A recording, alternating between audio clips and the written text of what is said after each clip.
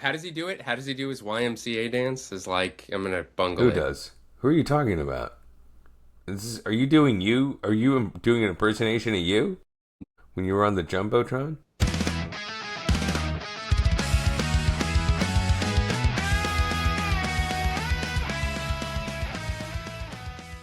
No, I'm doing the guy who fell asleep at the Knicks game last night. You know that guy? He's about 80 Well, years old. speaking of, that's why we're here. Knicks fever. You've got it. 3 I months have ago. so much. I own zero Knicks merchandise, but I have this blue and orange Brooklyn Cyclones hat. And guess what? You can't get any Knicks gear right now. It is all sold out Wow. everywhere. Wow. Wow. That's wild. So break it down. You're in New York City. The I'll Knicks tell you, baby, are. it goes like this. It goes, go New York, go New York, go. Go New York, go New York, go. You never heard of that? From the 90s? I mean, no, but doesn't matter. I mean, look, this is crazy because I will tell you, being in Austin, I'm very Yeah. close to San Antonio, and San Sure. Antonio is kind of a well-regarded team because Yeah. I don't Come know, on. yeah, they've had a Duncan history, and and Ava Longoria's ex and other people. yeah, the Ava Who Longoria, else? I mean, and Popovich. I mean, I get it. No, yeah. but here's the thing. I mean, the Knicks haven't won in 50 years. Let us have this. Isn't that how? There's no question in my mind that the Knicks winning would be something really unique. So this is what's crazy too, jumping it into Dadville. For whatever reasons, and Heath stopped playing basketball, but he was okay. I mean, he's not a Wemby height kind of guy. You know what I mean? But he, Neither he is was he Jalen was Brunson. yeah, facts. But he played for a bit. But what's crazy is one of his close friends still plays ball. Pretty tall guy. His dad, the kid's taller than me. The dad's tall, and he knows a lot about basketball. Like literally yesterday, he was playing this game. Like we had to guess a player based on guessing other players' playing styles. I'm like, I have to like remind myself of players from like the '90s when I played video games because I don't really know a lot. I don't know a lot about a lot, but it's I bet you know crazy. more Like than me. I bet you know more than me. you About know 90. what's funny? And look how far you've come because 3 months ago, there is no freaking way. Like, it has actually been amazing seeing your newfound enthusiasm because you would be the guy who's like, "Oh, yeah, sports, I'm checking out." And now you are freaking so nixed out. And it's kind of rad too because I think that the Knicks, look, not going to lie, I am pulling for the Knicks right now, mostly because of Zoran Mamdani. I'm like, yeah, totally. I mean, look, if the Spurs win, that's not the worst thing in the world. I don't really view that team as like, oh no, not them again. It's all they have, you know. I mean, San Antonio's got some nice restaurants, some really good tacos, and the Spurs. That's what I'm gonna say right there. So, but The Alamo? it's crazy The because Alamo. Where was the Alamo? yeah, that's there too. It's really not much. There's no basement Remember there. the Alamo? You Yeah. remember the Yeah, there's no basement. No basement in the Alamo, my friend. Yeah, I did a Cheap Eats episode there, and I had the worst Italian sandwich of my life there. It Well, that makes sense. was so I bad. don't think that's the Yeah. place for it. Yeah. Well, it was also, we were on a budget. I mean, at some point, I really understand why the show didn't last. Right. Anyways, so So the your Knicks. kid's Let's into talk it though. about That's it. what brought this up, right? Zeke So is yes, a Knicks correct. guy. What happened was Zeke, my 5-year-old, my kindergartner, he came home a couple months ago and said, Louis has a New York Knicks water bottle. Louis's a kid in his class. Louis has a New York Knicks water bottle. Louis has a New York Knicks water bottle. They were founded in 1946. I said, okay, that's cool. You know anything else about the Knicks? He said no. And so for a while, that was what we were working with. Louis has a New York Knicks bottle, and they were founded in 1946, and that was kind of like his Yeah. fun party fact, right? And then this crazy thing happened where the New York Knicks started to like go on, they made the playoffs, and then they went on this insane run during the playoffs, and slowly all the kids in his class, in his kindergarten class, were like wearing Knicks shirts and Knicks jerseys. Some have Brunson jerseys, better parents than us, I guess, who will spend the $60. We have like a no name on the back, for $20 from the local sporting goods store. Completely Just reasonable. reversible, blue on one side, orange on the other. Pick Great. your color of the day. Yeah. And we found out that his teacher, Ms. Melendez, is really indoctrinating the kids, pushing the Knicks narrative. Massive Knicks Awesome. fan, like gets her Awesome. nails done, blue and orange. Hell And yeah. so like this. So what's crazy is, I grew up during the Michael Jordan Bulls height. Born in '85, so I was there for it. I didn't grow up in Yeah. Chicago like my wife, so I'm not as close to it. But I'm in America, so of course it was like all it was the thing. Yeah. Ishira said, my wife said, "Oh, I thought that was just a Chicago thing that like everybody was obsessed with Michael Jordan." I'm like, that was like It was an a global phenomenon. Not since Muhammad Ali had an athlete captured the world's but attention. but she was there. Like the kids used to go trick or treating at his Wow. house. I guess stand outside and like hand candy. Anyway, She so went to Michael Jordan's house. I think she's you get in line, It was like a massive line. I think in the car, you get in your car I and the mean, car. was it whoa, crazy. Oh, I'd like to see what that house was like. Jesus, Michael Jordan's We'll have house. to have her on the pod. Also, fun fact: when I first visited my wife's hometown of Chicago, I was so excited that they were going to take us to Obama's house, and we were like, you couldn't get close to it. We were like able to see it from a distance. Like that's the house. Like massive Hmm. security around it. But back to basketball. This is the basketball episode. My 5-year-old got me into basketball again and into It's sports, and awesome. how beautiful. That's the thing. So often we talk about like parents getting their kids into things, Yes. but your kids can get you into things too. And so like literally we were Yes. watching the Knicks the other day. My son goes, "But you know everything about basketball. You are already a fan." I go, "Honestly, like I'm watching this because of you in a good way. I'm excited, and we're Yeah. watching it as a family, and it's so fun and so exciting, and Yeah. brought the city together in ways. People are saying it's like post 9/11 vibes, where it's just like everyone feels this like Wow. electricity. We're in it Mm. together. It's very exciting, and yeah, it's a fun time to be a New Yorker. That said, kind of a rough night at Madison Square Garden last night for lots of reasons, Yeah. but a lot to unpack. Knicks won the first two games of the finals on the road. Yeah. And I I think couldn't believe everyone it. was feeling nervous coming home. I mean, Celebrity Row was insane. I mean, I think, let me see who I can just remember off the top of my head. You had John McEnroe, Mayor Mike Bloomberg, Ben Stiller, Timmy Chalamet, Spike Lee, Fat Joe. That's another funny thing is like my This son's starting Fat to Joe learn. thing. Yeah. My son, hearing a 5-year-old just go, "There's Fat Joe. I see Fat Joe. There's Fat Joe again." And my daughter's like, "I don't think you should call people fat." We're like, "Well, that is his name. His name is Fat Joe. Although he's not so fat anymore. He's kind of just like slim down Joe." Mm. Who else was there? Christine Taylor, of course, accompanying her husband Ben Stiller. Mariska Hargitay, very close with Jalen Brunson. Wait, Chris really? Maloney. Yeah. Tracy Morgan brought Tina Fey. David Zaslav was there, of course, on his I phone. saw the post. He's just Hilarious. kind of, Jeez. he's just, he's like, P.S. yeah, These people, Fat Joe's spending some money. I mean, I feel like he was kind of a holder. I recall Fat Joe. Can't tell you a song, but he is spending those royalties because those tickets. I mean, that's also the big talk in the so town, right? How much they cost. Celebrity Row, they don't all pay for those tickets. There's a little bit of a you can get gratis, I think, if you agree to go on camera. Not sure how it works in the finals, but I don't think Ben Really, Stiller for those tickets. really. David Zaslav is paying for those tickets. Yeah, he could pay for all those people.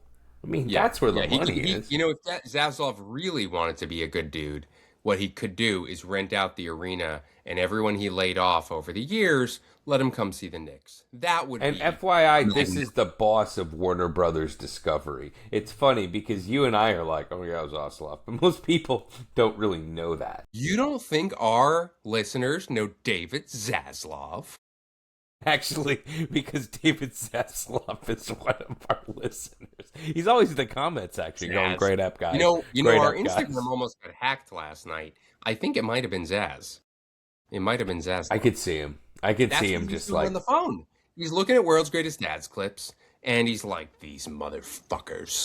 yeah, it's true. He goes, that's not funny. That's So so let's talk Knicks. Who's the most famous Nick? in my opinion. Yeah, of all time. They were founded in I mean, 1946, as my son Zeke taught me, from Louis you know, water it's bottle. funny. This is a thing where I'm only I really I feel like my knowledge of basketball is tied to the Jordan era and the video games around Don't then. hedge. Who's the most famous Nick? Ali Khan. Patrick Ewing. Patrick Ewing. Do you know his number? No. I only know Happy to because they say. were wearing the jerseys, 33. And you Okay. know what's so crazy is like because to buy a jersey, if you go out and buy a jersey, like they were never cheap. It was always like kind of a spend. It was a luxury item to go buy a jersey, right? Like maybe you had one or two, unless you were like a rich kid.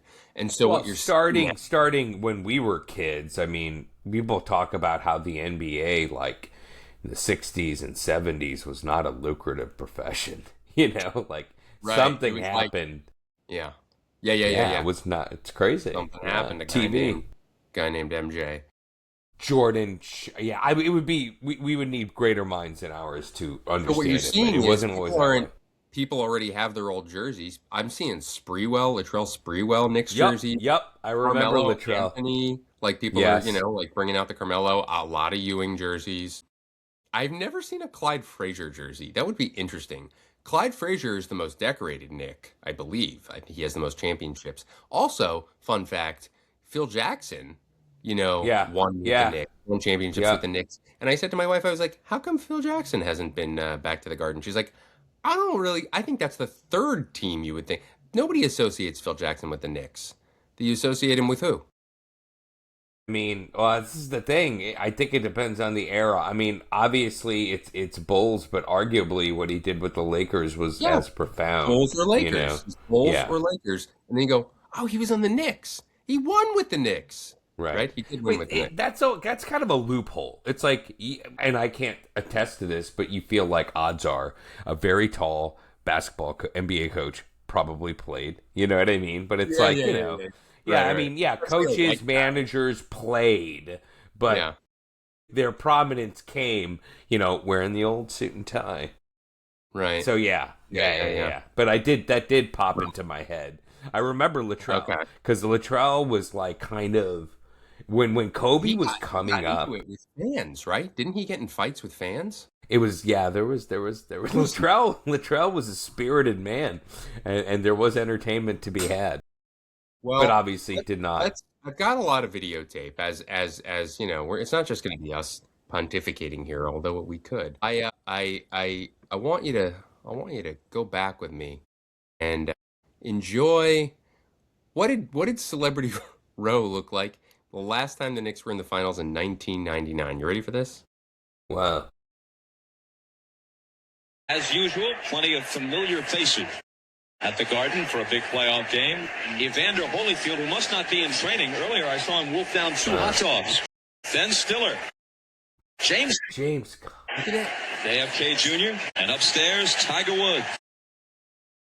Two Saturday Night Live alums who've gone on to movie stardom. Adam Sandler and Billy Crystal. And Woody Allen. Says fourth quarter, we're coming. Wow. I mean, that was the 90s. That was Wow. that was the 90s. What's so funny is obviously some of the faces that were probably literally there. You know what I mean? Still there. They're still there. And then They're still there. yeah. God, it's You want me to prove it to you? I'll prove it to you. yeah. Oh, here we go. So this is last night. And I didn't even get everybody, by the way. Tracy Morgan. Tracy Morgan. Who's that? Derek Jeter. Larry David. Jay-Z. Timothy Chalamet. Yeah. Yeah. Yeah. Yeah. I mean, that's part of I the think fun. Yeah. the real work was how not just the Padover family of not only encouraging like you gotta name the celeb, but the name pronunciation correction by Shira. Like So the best is when you see Inside the NBA and Zeke is like, "Who's Shake? What's Shake doing up there?" He's learning Shaq, and I told him I give him permission to call Charles Barkley Chuck. yeah. And yeah, Yeah. he's learned all the players. But yeah, my all-time favorite thing is Zeke just going, "There's Fat Joe. I see Fat Joe." So It's funny. I realize, like, and I know we've talked about this probably in the early stretch, but I feel like, just constantly hearing about your kids. And then I realize, like, oh, you do have a 5-year-old, and you have the 5-year-old voice, and the 5-year-old, just those little things. Like, it's like, it's now, adorable. yeah, Like I got to tell you, yeah, I mean, God willing, if you believe in a higher power, they're not going to blow this thing, and the Knicks will win. And if they do, I have this like, I can go out, 2 decades from now and hear like Zeke, he's a massive diehard Knick fan, and people be like, the yeah. Knicks are never going to win, and he's going to go, yeah, I mean, the last time they won, I was in kindergarten. We should be so lucky. We Oh, should God. be so lucky. I can't believe that's the direction you took. I was literally imagining, you would say, oh, in the future, he's going to be like, man, I remember me and my dad, I mean, the whole family, we watched it and the Knicks won, and you turned it into a freaking, like, future complaint, a 20-year complaint banked in the future. Well, that's the Jew in me. Speaking of Jews, you know who else? Well, we saw Larry David was there. And Wow, you really grabbed the wheel on that one. I always do. You remember the episode of, it's an early ep of Curb, where Larry accidentally trips Shaq at the No, God, there's So so many golden moments. so many. So he's literally courtside again. I mean, for real, at this finals game. So we put a little something together.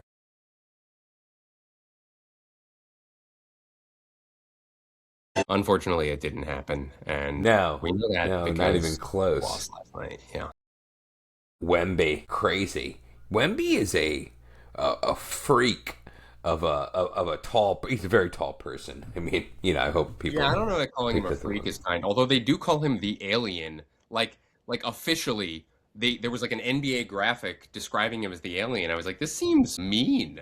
That's Okay, okay. well, Call it here's the thing. It alien. is he is so tall by perspective, like, again too, like you get used to everyone being so large in the NBA that a 6'2" Yeah. person looks like a midget, right? So just a quick dip in for perspective. There's a picture. Maybe we'll pull it up in the social clips of because Wemby's from France, right?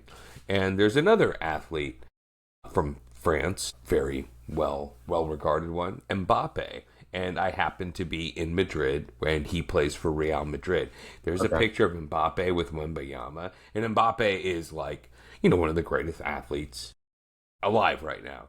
And it's amazing to see little Mbappe at 5'10". He does look like a freak. Because you're like, wait, how is this? How are these two, two the same life forms, two human beings? It's crazy. He's quite tall.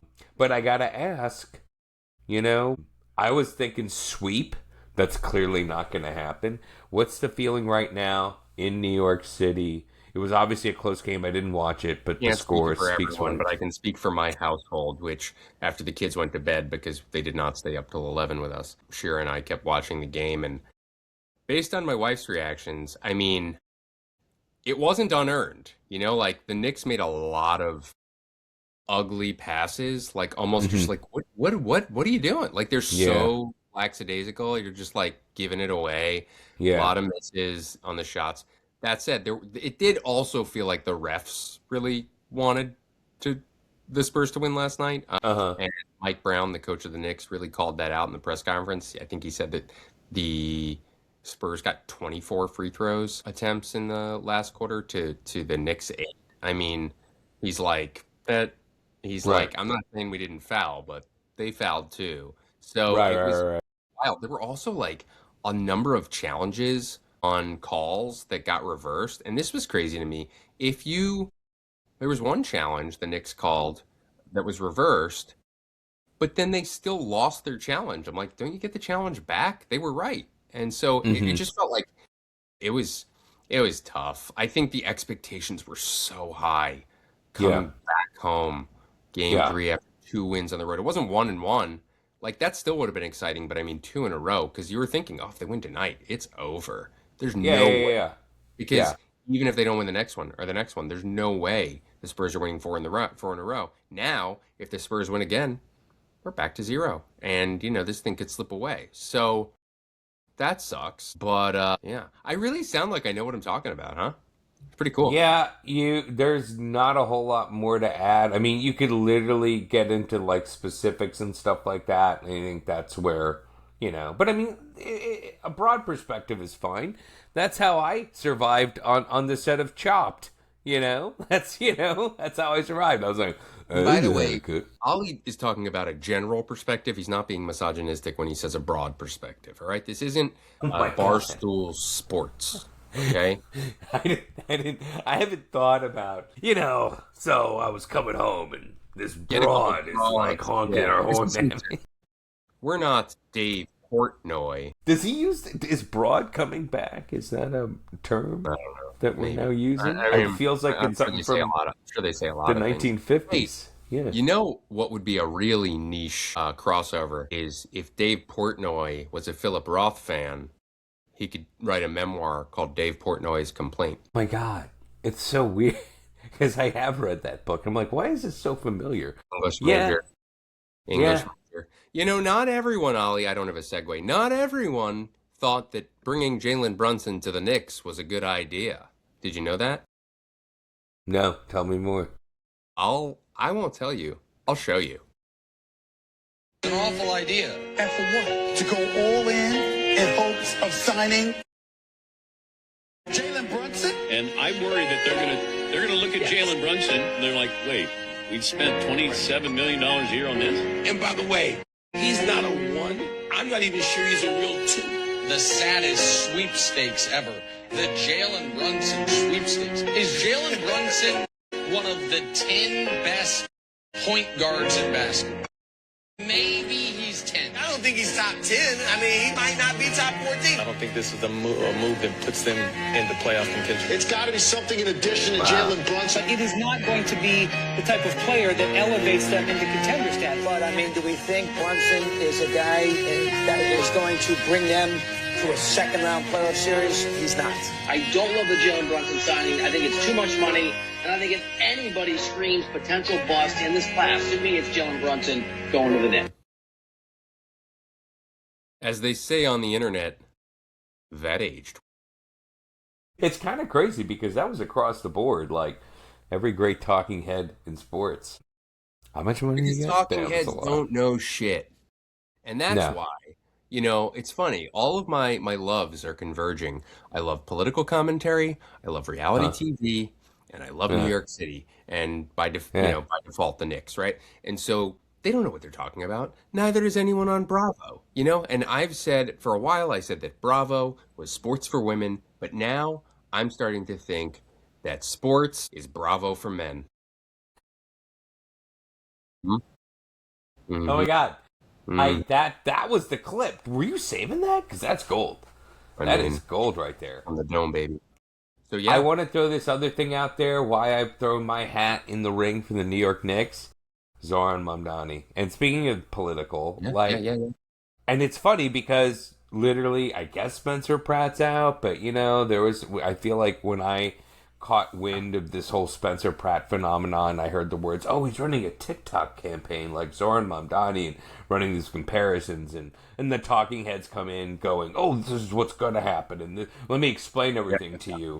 Like a 5-year-old. But, I don't know. It seems like New York City's doing great, and there's no shortage of, like, backlash for anyone who broke barriers, it seems like in America, and Mamdani's done it, and I'm like, man, I hope New York wins just because people can be like, oh, Mamdani. It would just be another thing to, agitate the racists and the meanies. Yeah. You know what I mean?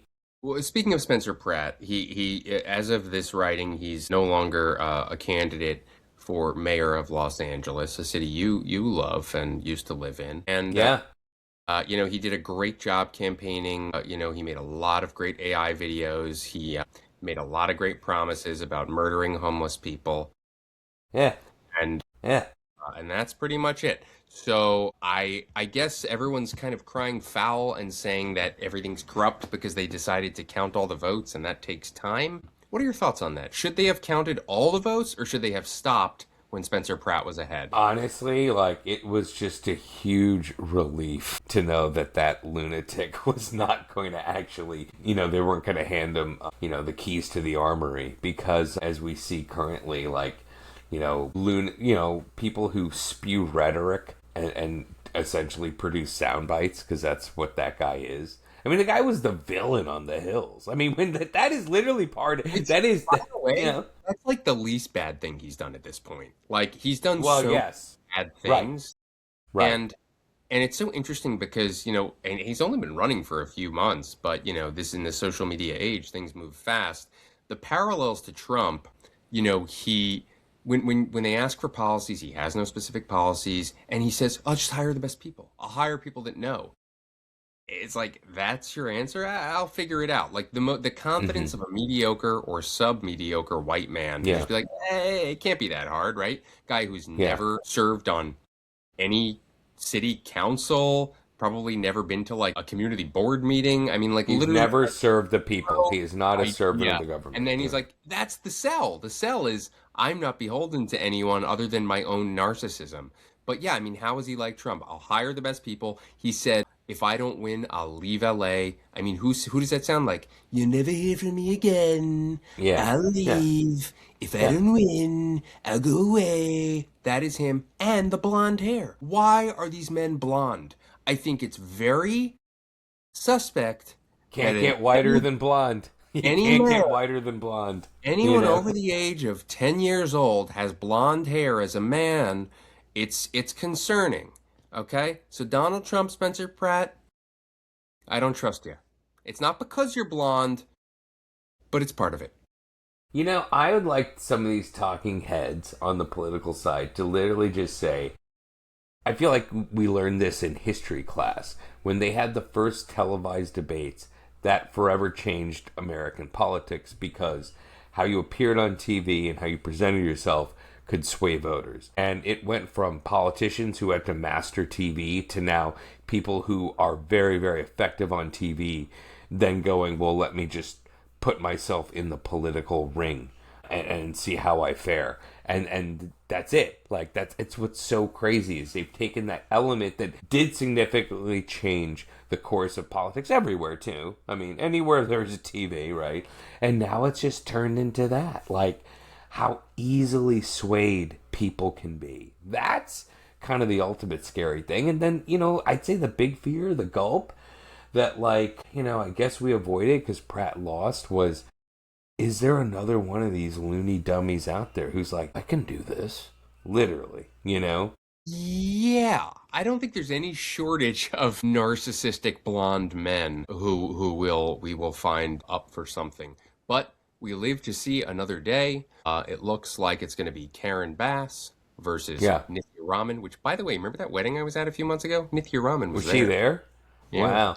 Yeah. Wow. Yeah. You're connected. And Zoran was in our park. Zoran Mamdani was in our park stumping for a congressional candidate. My wife offered our daughter $20 to go talk to him, and she chickened out. I said I would have said 100, but she didn't take the bait. I guess she doesn't. 20's still a lot at that age. You know what I mean? Yeah. I mean, I'm saying I don't know if the 100 would have moved her. To be honest with you, fair enough. Yeah, she froze. I don't know if that would have moved them. Might as well be $1 million at that point. Yeah. Just no concept of money. Goes to show you need to start having her pay the way. If she wants to eat at the restaurant, she starts paying. I guess we'll talk about it another. We got her this little debit card. We'll cover it in another episode. Remind me and she's got to earn it with allowance. But technology. So have you heard this slogan? My mayor's Muslim, my bagel's Jewish, my Christian's Dior, Nixon 4. That's what they're saying. I love it. I love my Christian. I was like, where's the Christian going? I kind of love it. I know. That actually is perfect. Can't say it anymore because there's not going to be a Nixon 4. It's, best case. Have Nixon bagels 5. been appropriated? Oh, no, I get it now. I get it. So, no, I mean, Nixon 5. But people are having fun with this and kind of doing their own riffs. And so there's this guy, he runs like an account called All Jewish Men on Instagram. I don't know if you've seen it. Yeah. And he looks like this. And I've here's not his seen take that on one. the riff. My bagel's Jewish. My accountant's Jewish. My doctor is Jewish. Obviously, my lawyer is Jewish. But the Messiah is a black dude named Jalen. Here are Big Daddy Dave's 3 degenerate bets for the night. Knicks to sweep. They already got 2 in San Antonio, and you get 3 times your money if they sweep. Real degenerates will bet on a first half tie, and you get 15-1. This is a must-win for the Spurs, and the Knicks want to put a dagger in their heart tonight. Parlay this bet with Trump and Mandami saying 3 words to each other. If you parlay those 2 and you bet $1, you'll never have to work another day in your life. Thanks, Couchy. Ching, ching. Kalshi. What would we do? What would we do without online betting? Do you remember a time when it was like betting and professional sports, like it was, you couldn't touch it, and now you turn on the TV and LeBron James is like, who do you got for DraftKings? Oh man, I'll tell you who I'm picking. Like it is, we have gone full, everything is gambling. America is gambling. Online gambling. What's Yeah. more American than gambling and professional sports? And so let's just mash them up together. I will say this, and we can dip this into other episodes too, but coming back once again from another trip outside of America, I come back here and it's weird. It's a little bit of rose-colored glasses, but when you go to other countries, at least the countries I'm going to, you have a very comparable standard of living. However, the cost is significantly less, especially for like very, very expensive things like healthcare and stuff. And I literally come back here and I'm like, God, the goal here is just to make as much money as possible. You know what I mean? It's like, what can we do to just make more? Like right now, what we should be talking about is how can we make more money right now? I'm like, I just want to kind of have a good time. I want to eat a bagel with that guy. Don't need to bet. You know, never been a big gambler. That's my hot take. God, there was something else. It was on the tip of my tongue. I wanted to jump in there and I can't remember it now. Oh, yes, I did want to bring this up because you brought up the bagel thing. My bagel is Jewish. I think this is going to be a great clip for you. There is a guy, he's a food writer type talking head. Everyone's a talking head too now, right? But I guess like he's based, he's based in LA. And LA is a place where it's like half the people there are from New York or certain areas. Like, you know, there's a great crossover between LA and New York. Sometimes I think a lot of New York and LA because of the draw for entertainment, right? Sure. And there are some people who I feel like they resent the idea of like, oh, you know, there's the debate of LA versus New York, or you don't have this or that, or even those lame Entourage clips would be like, yeah, they don't have it like they have back home or whatever, right? And so this guy, like, he kind of like goes off about, because, you know, to a degree, like, yeah, you know, there's certain foods that LA is not going to do in the same frequency of greatness like you can in New York, right? And he brings up bagels, and he singularly brings up the fact that wherever there's good bagels, and it's actually grown in the last few years, the bagel scene in LA, but he calls it out and he goes, yeah, all these bagels are only in like the white neighborhoods. And then he goes into a whole thing about where are good bagels in New York, and he kind of like he calls out certain areas that don't have good bagels in New York, not many, but they are, I don't know, I'm loosely quoting, but like they were like neighborhoods like Washington Heights or areas that were like, as he put it, places of people of color, of whatever shade of the rainbow. But I feel like that's something you should dig into, because I kind of resented calling out a food culture and then just associating it with a race. Also, I just think he's just dissing. Well, we should do a bagel episode, like for sure. Okay, we should do it, or we should do both. We should do an LA versus New York food episode.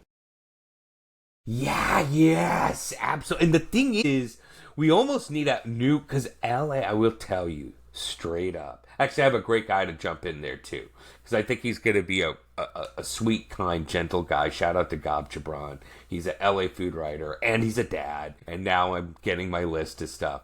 But LA has changed a lot in 11 years. I mean, a lot of places have changed a lot in 11 years. But if you're talking about the LA New York debate, yeah, I mean, pizza. Dude, I got called out because I said LA has great pizza now. And I was like, you know, and in so many words, I was like, you know, it may not be New York or New Haven, but it's good. It's very good now. And our old friend of the show, friend of the pod, Joe Rosenthal, like retweeted my thing, put it on his stories, and was just like, ha ha, yo, no way. And I'm like, okay. Recently? Recently? Oh yeah, yeah. It was so crazy. And then he does like something kind of funny. He's like, Tokyo is the most underrated pizza city. I'm like, sure, but LA has a lot of pizza places have opened up to a lot of acclaim, and as have bagels. As have Might bagels. be Like, true, but does he know how much it costs to go to Japan? Like, guy, like we're talking. This is the cheap eats guy. Like, it's a little elitist. Like, well, it's actually better in Japan. yeah, Well, and also to be fair, it's more I've had that. I will say this: the pizza in Tokyo is delicious, but it's all from what I've had is all kind of more of a Neapolitan-y thing, which is fine. But that's a yeah. sit down restaurant pizza. That's not a pizza that I would really ideally want to bring home. And I think there's a great pizza debate too. There's some pizza that's like, All right, you can Joe reheat and it's Rosenthal, we're good. ready for you. Come on and let's talk pizza. And if you have kids, I guess we could talk about that too. But I don't know Yeah, if you. Yeah. that would be cool. I Okay. should bring them on. Who Hey, knows? speaking of dads, because this once was a dad podcast, and it still is called World's Yeah. Greatest Dad for the time being. Right. You know who has a dad? Jalen Brunson. Get out. Okay. What do we know? What do we know? Well, his name is Rick Brunson, and did you know he's the assistant coach for the Knicks? Could you imagine having to work for your dad? Yeah. Yeah. I mean, Dad no, but yes. played for the Knicks. His dad played. This is like he's trying to avenge. His dad, I believe, was in the 99 Knicks Spurs finals. He's trying to avenge his father, Rick. But Rick, this is the thing, and we talk about this. I'm going to relate this to not just NBA, but being a father, being a parent. There's that dance between wanting to push your kids, but not push them so hard that they resent it. And it's really hard because you want to push them to excellence. And, where does the line stop between being their coach and their parent, especially when you reach such heights? You were an NBA player yourself. So watch this. I have a couple of videos. I mean, and they've done interviews talking about it, but it's really fascinating. You watch this home video. This is, young Jalen Brunson. This is his dad, running them through drills. And watch this. Here we go. Go. Good.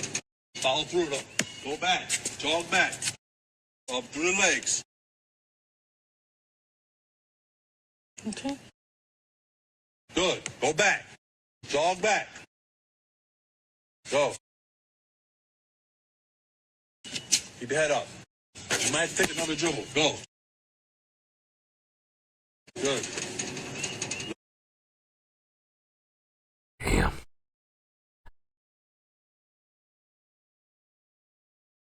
Huh?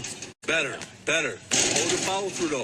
I mean, you could tell young Jalen Brunson is exhausted, and his dad, he's not mean. He's just pushing him like a coach. No, but imagine that's your dad. You can kind of hear his mom in the background just going like, all right, okay. I don't know if she's holding the camera. And it's like, it's hard.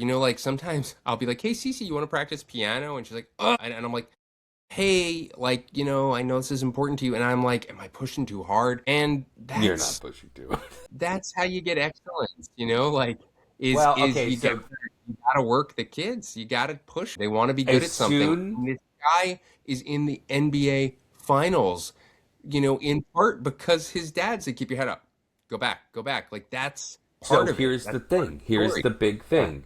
You really have to just step back and say this. What is the goal? And we can have different goals as dads, okay? There's no better way around that because, look, if your goal is, and it goes both ways, I want to be in the NBA. My dad wants me to be in the NBA. That is what that looks like.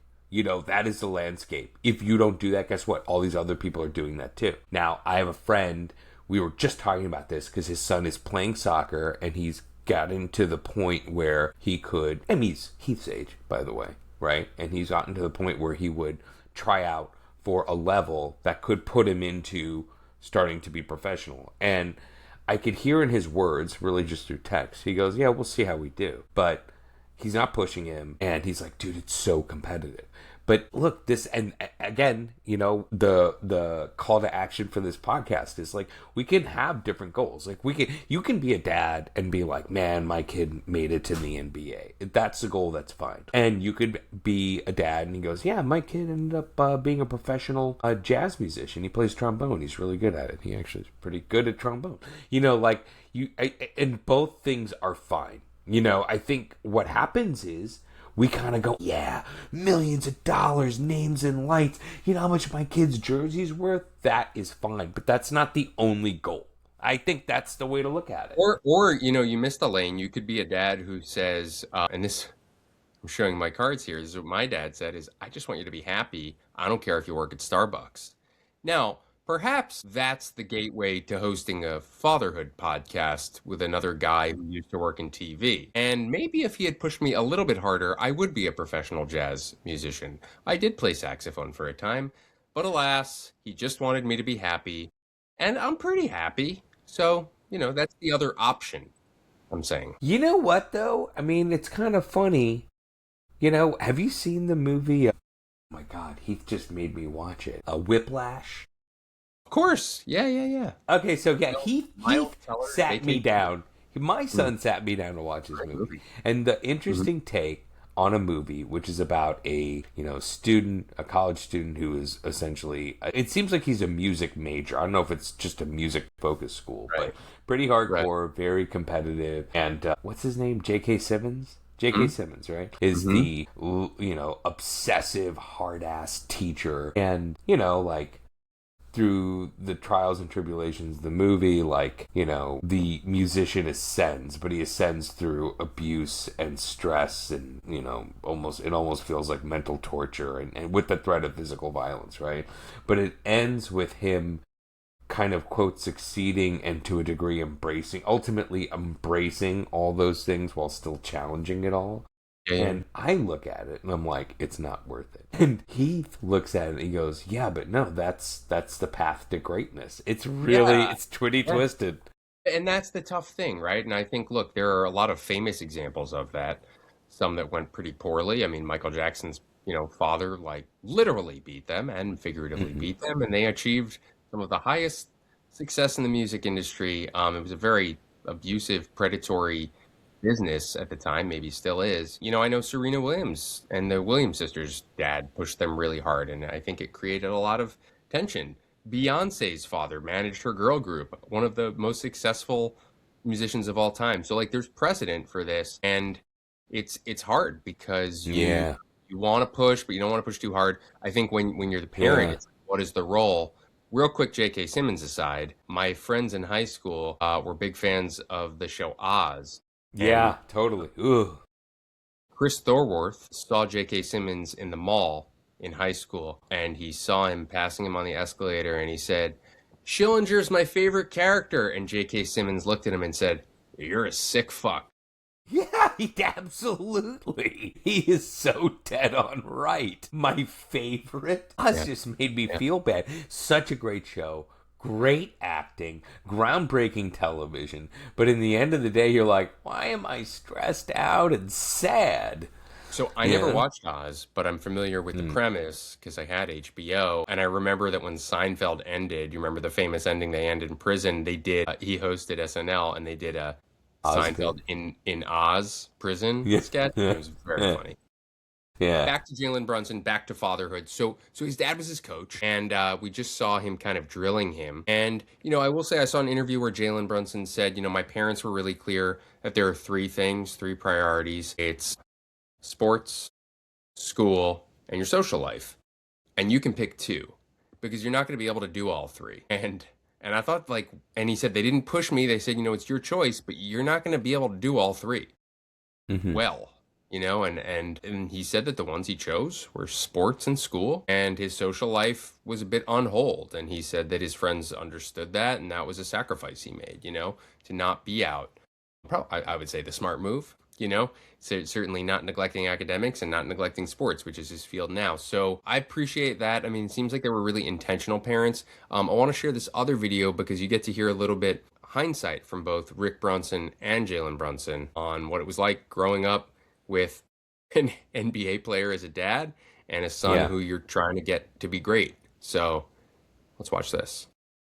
Would start in the summer. We would work out outside in that hot, blazing sun. And my dad was just there, just pushing me, and I hated it. And I would say, do you still really want to play this game? It's hard, isn't it? And he would just, yup, I do. And I tapped him. I said, don't take your uniform off. I'm ready to gym, stay there to midnight. Harder. Rick's methods were just that of a loving dad, but I used to fear that, that Jalen may one day just say, you know what, I don't even want to do this anymore. Jog back. Go get the ball. I'm going to throw it to the fence if you don't jog back. Instead, he beat him in basketball. It happened for the first and last time when Jalen was in 10th grade. It got physical on my part, and it got emotional on his part. First time he ever cussed at me. And I knew it was over with. I said, that's it. We're not playing no more. And I left, and I was like, I'm never playing this guy again. Like, he's trying to kill me. Pretty intense. That's heavy, dude. I mean, what do you, I'll say it. It's, I would hear this catchphrase about people. Michael B. Jordan said this when he's like, I just want to, he said, I'm built different. Like, people want to go out, hang out, party. He goes, nah, I just want to work. And he goes, I'll chill later. Like, after I have done my thing, that's when I'll relax and chill or whatever. And there's obviously a lot more details I'd probably ask him, like what exactly that means. But, I mean, I think, yeah, dude, some people are built different. I'm not them. You know what I mean? I'm not them. And it's weird, though, because, as a dad, you also bend to what your kids are into and the direction they're into. I mean, you're watching the Knicks. You're like freaking Team Knicks. You could not tell me June 9th, 2026, January 1st, 2026, you would have been like, look at the position you're in now. Are you kidding? I would have been like John Starks, right? I remember John. I remember him. Pretty good. You should give yourself more credit. Pat Riley. Look, I'm a pop culture guy, so I always had like the biggies. I probably, and it was the 90s. I remember I had like, books of like cards and stuff. Like I knew probably the number one player on most teams. It was just so, it permeated the culture. I mean, again, a lot of that credit to Michael Jordan, credit to Space Jam. Yeah. Credit to, Facts. Knicks championships. We were talking about the GOAT conversation, which I find fascinating. I think it's a bit of a Rorschach test on how you view the world, right? Because to some extent, it's like, well, you can't compare them. It's like comparing like life 1,000 years ago. They're different eras. But, my wife showed me, she's a massive Bulls fan, massive Michael Jordan fan. She said, if you look at actually the percentage of wins, Michael Jordan went to 6 finals and won 6 finals. He's 100%. Kobe Bryant, he's at 70%.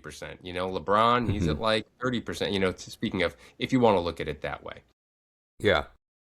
But speaking of the GOAT, MJ, I want to take a trip down memory lane because like it's hard to it's easy to talk about in theory, philosophically, and these clips, they're not in 4K, but they're still pretty good quality for the 90s. And you go back and watch some of these, and you're like, this is insane. Like this is crazy, and this is why we're even talking about the NBA and why the NBA is and basketball is what it is today because of some of these moments. And this is not even going to do it justice, but watch this. Tell me if you remember any of this. 106-100, 3.5 seconds ago. Let's watch Jordan. I think he's talking to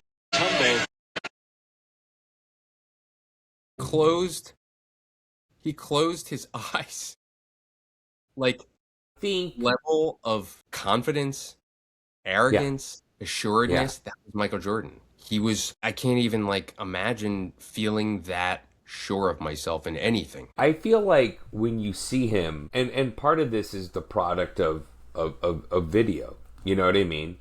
But you look at the guy and he literally looks like, they call him what? They called him Black Jesus. He looks like he looks like he was just designed by God. He's an attractive man. He's built kind of perfect. Ironically, you don't need hair to look like the perfect guy. And especially in the business we were in that has, especially in TV, when you're camera test. How do they look? Is this perfect? Or, maybe, I remember they were like, we need to get you different clothes or dye your hair. All the things. You look at that all these years later, That was from what, 93? Maybe? You know, who knows, right?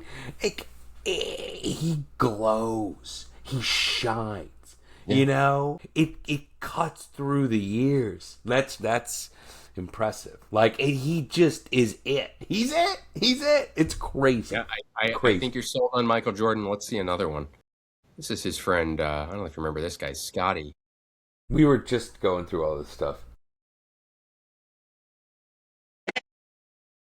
We said he was on the runway the last time. What a play, and they want a time. Absolutely wild. And that's what made basketball what it is today. I mean, so again, you can compare stats and number. It was moments like that of feeling like it's like magical. And then you look at, basketball's a very physical game. Again, we mentioned kind of last night's game 3. There were a lot of fouls called on the Knicks. And, I'm not an expert in basketball, but I wanted to share this video with you with someone who is.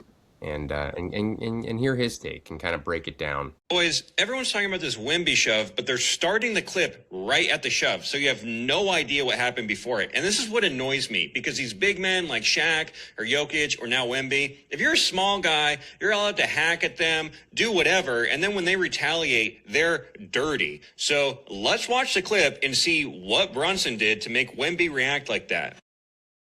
Another hot start. Okay, so Brunson switching on to Wemby. Wrestling going on down there. His heart comes up. I think the joke is he didn't do anything. No. I mean, it's like he's so big. Wemby's just like, how tall is Brunson? I smush you down now. I smush you. Yeah. You know who Bogdan is? He played for the Clippers. I forget who he's in now. He's actually in Hustle, which is a great movie. You might be on a basketball kick right now. Highly recommend that. Just watched it. Bogdan's massive, right? And there was this funny ad where, like, you see these people trying to struggle to get some sort of like a can of tomatoes off a shelf, and it's like a normal person, and then there's like a WNBA player, and she's trying to reach it, and then Bogdan comes in and he goes, "Bogdan, do it!" Like, it's so. And by the way, he's got a heck of a look. I'll just say it right now. He literally, if they redid Princess Bride, he would be Andre the Giant's character for sure. It's an easy cast in my book. I'd like our office to present his team with an offer immediately. But yeah, he's really funny too, and he's in Hustle. I think you'd like Hustle. Speaking of Sandler, oh, he is the guy. He's the main guy. Yeah, he's the lead. Adam Sandler is in movies now. Princess Bride, which is a movie gap of mine, which maybe I'll watch. You ever hear that story from Rob Reiner talking about Andre the Giant? He was on set and he let out this just massive fart on set that everyone heard, and it was just like, yeah, everyone just kind of like stopped and stared, and I guess Rob Reiner said, "Andre, you okay?" And Andre the Giant said, "I am now, boss." Okay, so I will tell you this, because we were talking about Rob Reiner. Died. I don't want to make light of how he exited this world, which is horrific. But I was watching The Bear. I finished up the last season of The Bear, which is about to wrap up the whole series in just a few weeks. And Rob Reiner was in it, man. I felt really, It was like sad. Like, damn, there he is. I mean, yeah, really sad. I think he had a lot more just to give. The worst. And it sounds like he was a great dad and a great mentor and a great person and obviously a great director. And it sucks. Thanks for bringing down the mood, trying to... Anyways, Game 3 loss. But speaking of the Knicks, because this is the Knicks episode, this guy, I've shared him before, PE guy, private equity guy, and he's got, the people that call their kids kiddos, it's like a real sociopathic tick when you're like, the kiddos, and that's like kind of like part of his whole shtick. I actually don't know if he has kids in real life. I think it's just a character. But so PE guy obviously got tickets to the Knicks game because he's PE guy. And I want to show you his take on Game 3. What's up, man? You catch the Knicks game last night? Absolute heartbreak at the Garden. Yeah, we were there. Courtside. I was courtside. Whitey was technically second row with the kiddos and Federico, our tennis pro. Yeah, so she sat on his lap just so she could see over me. Yeah. But poor Timothy Chalamet, absolutely emotionally devastated after the loss. Yeah. The kiddo completely melted down. I actually held him in my arms afterwards, and he whispered, "We were supposed to win this one." At some point, he got so inconsolable, I instinctively looked over at our night nurse who was with us for the kiddos, and I said, Should we burp him or just let him cry it out? Yeah, such a bummer. And then, unfortunately, in the third quarter, Tarantino ate 2 cotton candies, a soft pretzel, and half a chicken tender basket and threw up right into Wifey's Birkin. Yeah, pink acidic sludge. So destroyed the interior, but we'll toss it. We'll toss it. Yeah, she's got like 50 Birkins, so it's not going to move the needle for us. So, but honestly, security was a nightmare for the normies. We breezed right through due to my role, obviously. Private entrance. Yeah, so there's nothing better than floor seats and watching hedge fund guys explain the pick and roll to their second wives. That's my favorite. Incredible. It's incredible. It's incredible. So, I guess that encapsulates, one level of fandom. But here's the thing. We're New York. We contain multitudes. And, a lot of people might say, I'm a fair weather fan. Fine. I understand. I'm not alone. People are taking issue with it. I saw this other really funny comedy sketch about, maybe your friend, maybe like someone like me who hasn't been watching the Knicks all season and maybe got into it in the playoffs and maybe they're a little upset with that. So let's take a look at that sketch. Imagine how electric the Garden's going to be when we come back home. We've been on a magical run. This is our year. I think we're going to go all the way. Come on, let's play our basketball. Let's play our basketball. Guys, I watched the game all year. Pass. Yes. Tuck, I didn't realize you were such a big Knicks fan. I also think that Anobi just has to get physical with Wemby. I think that's how you beat a guy like that. It's Anunoby. That's what I said. OG. Dude, let's go. But why are you guys booing him? He's on the Knicks. No, his name's Deuce McBride. We're saying Deuce. Let's go! After all that. I love this team. We gotta box out. Josh has so much heart. I didn't even need to do that. Hey, where's Doug? No, Doug's tonight. He can't make it. It's too bad. Sad. Come on, we gotta go back. TV went, damn, you gotta cut that together. Good for Doug. Good for Doug. There's a certain truth to both sides of this, which is yucking someone's yum. Mm-hmm.